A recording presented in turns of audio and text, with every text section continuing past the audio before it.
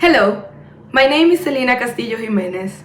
I am a young Afro-Latina from the Dominican Republic, a human rights lawyer, and an advocate for women's rights.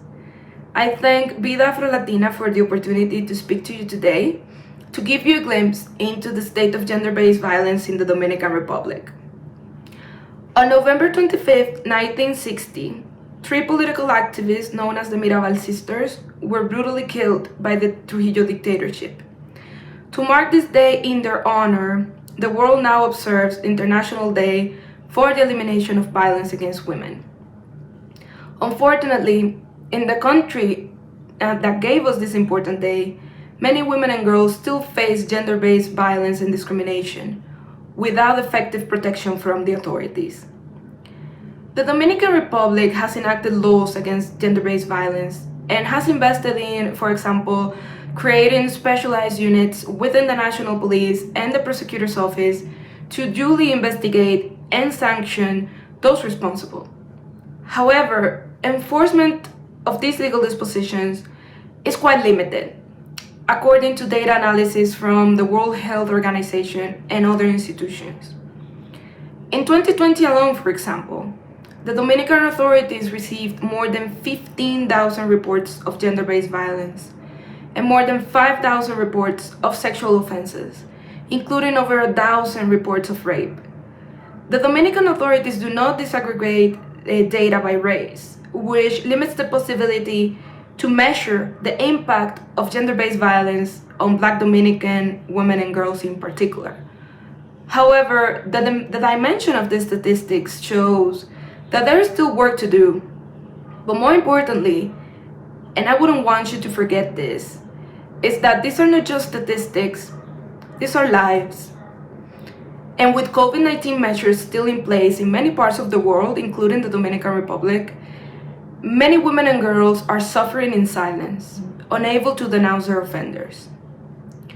For Black women and girls in the Dominican Republic, intersectional discrimination based on stigma around their gender, their race, and their socioeconomic status significantly increases the risk of enduring these human rights violations and of not being able to access justice nor protection. Among the barriers that they face are lack of accessibility to the offices where they must present their reports, often due to rural exclusion. There's also facing stigma and discrimination from officers when they do present themselves to report, and lack of emotional and financial support to carry through legal procedures. Many too also lack identity documents to even start legal procedures, and this is often due to a statelessness crisis in the country that has been fueled by decades of racist policies.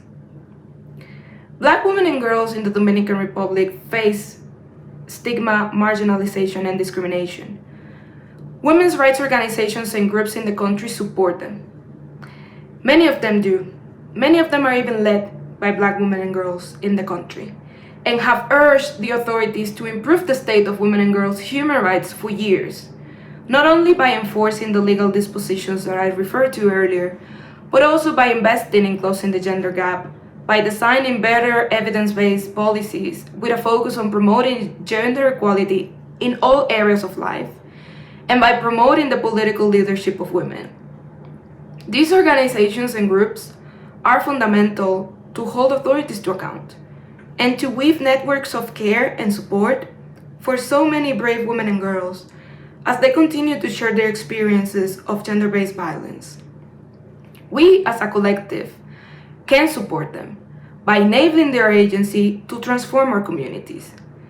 We can walk with them, we can amplify their voices, and demand for their protection and for reparations as well.